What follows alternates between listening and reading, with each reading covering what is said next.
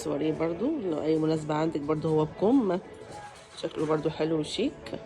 لبس السواريه عندهم هنا، شايفين مثلا ده، يعني شايفين ده مثلا تحفة، شكله حلو قوي.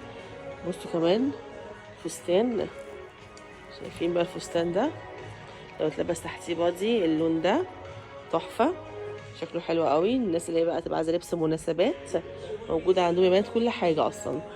دي لو عندك مناسبة فهي تحفة، شايفين تحفة جدا، شكلها شيك قوي.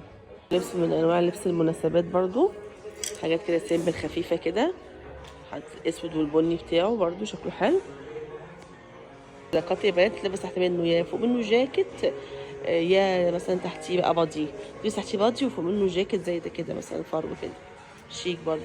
المحل جيفيتشي اللي في الفولكانو، تمام، هو فتح البابين اهو مع بعض، عنده حريمي ورجالي وشوزات، بس يعني هو غير النظام بتاعه، مبقاش في حاجات تخص المدارس او حاجات تخص البيت، هو خلاه محل ملابس اهو يا بنات. الافتتاح اهو عامل 25% زي ما انتم شايفين، 25% على السكولترين ولحد يوم 22.